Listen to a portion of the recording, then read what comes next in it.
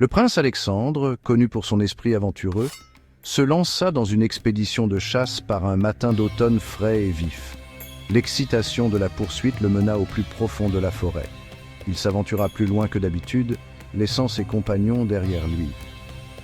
Alors que le soleil commençait à se coucher, projetant de longues ombres à travers les arbres, il réalisa qu'il était perdu. Il tomba sur une clairière où 3 voyageurs fatigués avaient établi leur campement. 2 étaient joyeux, leur rire résonnant à travers les bois.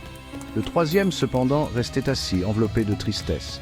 Intrigué, Alexandre s'approcha des voyageurs. Il se présenta un prince en quête d'indications. Les voyageurs, d'humbles marchands venus d'un pays lointain, l'accueillirent chaleureusement. Ils partagèrent leur nourriture et leurs histoires, leurs rires emplissant l'air. Mais le prince ne put s'empêcher de remarquer le marchand silencieux, la tête baissée dans le chagrin. Sa curiosité piquée, Alexandre s'enquit gentiment des problèmes de l'homme. Le marchand hésita, les yeux remplis d'une profonde tristesse. Il révéla qu'il portait un trésor, mais un trésor qui lui apportait un grand chagrin. C'était un portrait, expliqua-t-il, un portrait d'une beauté incomparable. Pourtant, c'était la source de son désespoir. Alexandre, touché par la douleur évidente du marchand, le supplia de partager son histoire. Il se sentait étrangement attiré par ce mystère, une force inconnue tirant sur son cœur. Le marchand, la voix épaisse d'émotion, commença son récit. Il parla de la princesse Elara, de son propre royaume, une vision de grâce et de bonté. Une nuit, la princesse fit un rêve vif et intense. Dans ce rêve, 2 oiseaux, profondément amoureux, volaient ensemble. La tragédie frappa lorsque l'un d'eux, pris dans le filet d'un chasseur, cria de peur. L'autre oiseau, voyant son bien-aimé piégé, fondit courageusement pour l'aider. Avec un effort désespéré, il parvint à libérer son compagnon. Mais dans un cruel coup du sort, le sauveteur devint la proie. Le chasseur, retendant son piège, captura le 2e oiseau. L'oiseau libéré ne put que regarder avec horreur, impuissant. La princesse Elara se réveilla en sursaut, le rêve gravé dans son esprit. Une étrange maladie la submergea, une fièvre qui ravagea son corps. Lorsqu'elle finit par se rétablir, elle fit un vœu. Elle croyait que le rêve était un signe, la preuve que l'on ne pouvait pas faire confiance aux hommes. Elle jura de ne jamais se marier, convaincue que tous les hommes étaient finalement capables de trahison. Le marchand, les larmes aux yeux, ouvrit délicatement une petite boîte ornée. À l'intérieur se trouvait un portrait miniature, l'image d'une jeune femme d'une beauté exquise. Ses yeux, remplis d'une profonde tristesse, semblaient refléter le chagrin du récit du marchand. C'était la princesse Elara. Alexandre fixa le portrait, le cœur battant dans sa poitrine. Il ressentait un lien inexplicable avec la princesse, sa tristesse résonnante au plus profond de lui. Il savait, avec une certitude qui défiait toute logique, qu'il devait la rencontrer. Il devait lui prouver qu'elle avait tort, lui montrer que tous les hommes n'étaient pas capables d'une telle cruauté. Il offrit d'acheter le portrait, la voix emplie d'une nouvelle détermination.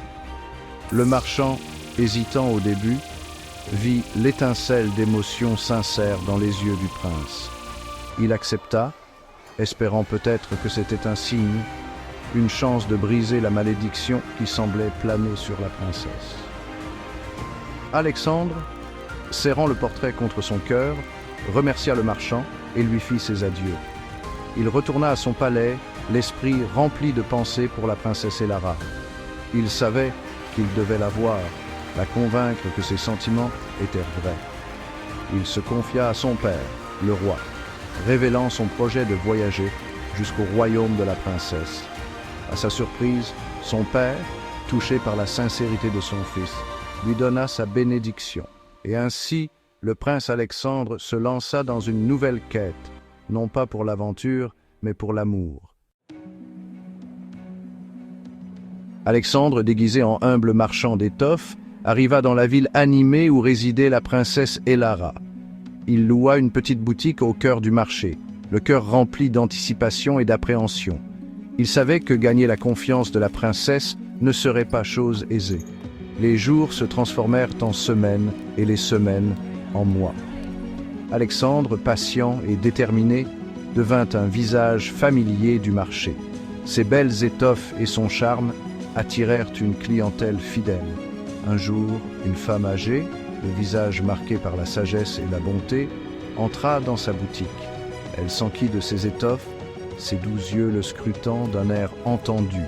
Elle était, à l'insu d'Alexandre, la confidente la plus fidèle de la princesse, Elara. La femme, impressionnée par la qualité de ses soies et de ses lins, acheta plusieurs rouleaux, mentionnant qu'ils étaient destinés au palais royal.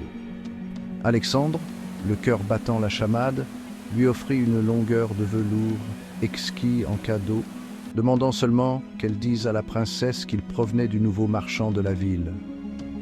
Il savait qu'il prenait un risque, mais il était désespéré de saisir la moindre occasion de faire impression. La vieille femme, intriguée par le beau et énigmatique marchand d'étoffes, remit consciencieusement le velours à la princesse.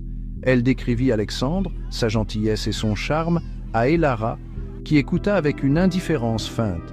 La princesse, déterminée à rester fermée à l'idée de l'amour, interdit à la femme de reparler du marchand. Sans se décourager, la vieille femme retourna à la boutique d'Alexandre, relatant la réaction de la princesse. Alexandre, bien que découragé, refusa d'abandonner. Il se confia à la femme, révélant sa véritable identité et son amour pour la princesse. Il lui promit une belle récompense si elle l'aidait à gagner le cœur d'Elara. Touchée par sa sincérité, la vieille femme accepta de l'aider. Elle lui parla de la routine quotidienne de la princesse, notamment de ses promenades solitaires dans les jardins du palais. Alexandre, saisissant cette opportunité, se lia d'amitié avec le jardinier en chef, le couvrant de cadeaux et de louanges. Il apprit quels étaient les endroits préférés d'Elara dans le jardin, les lieux où elle se sentait le plus en paix.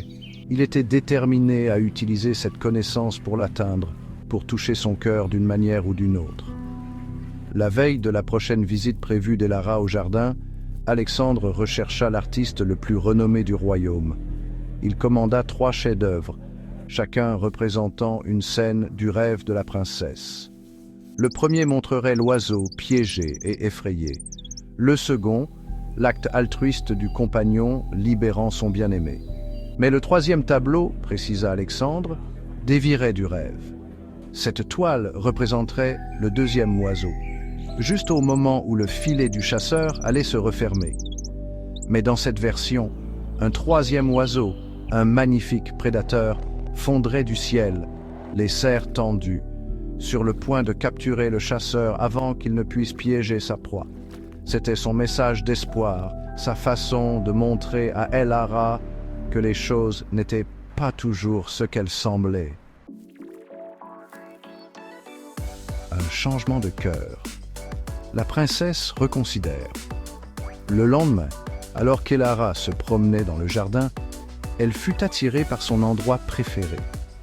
Là, accrochés à la treille, se trouvaient 3 tableaux, aux couleurs vibrantes, aux détails à couper le souffle. Ils représentaient le rêve qui la hantait depuis si longtemps, le rêve qui avait façonné sa vision de l'amour et de la loyauté. Mais alors qu'elle contemplait le 3e tableau, une exclamation lui échappa. La scène, si familière et pourtant si différente, la bouleversa profondément. Elle montrait une possibilité qu'elle n'avait jamais envisagée, un coup du sort qui remettait en question ses croyances de longue date. Elle appela sa confidente, la voix tremblante d'émotion. « Pourquoi n'ai-je jamais vu cela auparavant ?»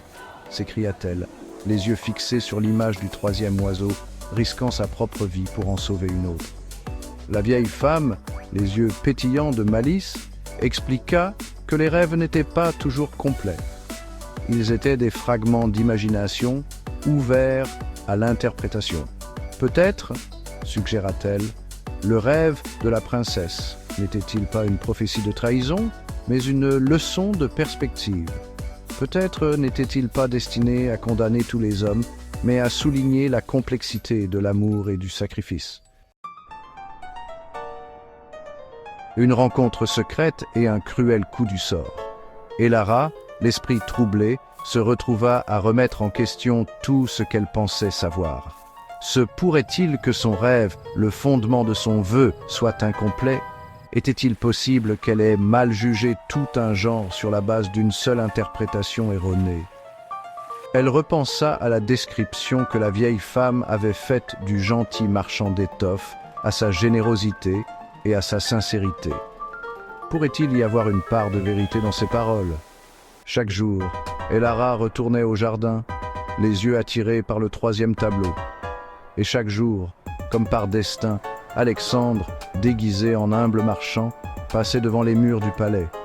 Il ne levait jamais les yeux, ne trahissait jamais son déguisement, mais son cœur se serrait à la vue de la silhouette mélancolique d'Elara.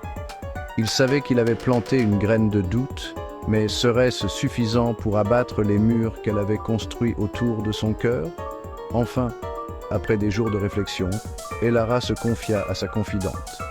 Elle admit que sa résolution faiblissait, que les tableaux avaient réveillé une lueur d'espoir en elle. Elle décrivit le marchand d'étoffes, celui qui lui avait offert le velours, et son désir de le revoir. La vieille femme, un sourire entendu sur les lèvres, révéla la véritable identité d'Alexandre. Elara, déchirée entre le soulagement et l'appréhension, accepta une rencontre clandestine.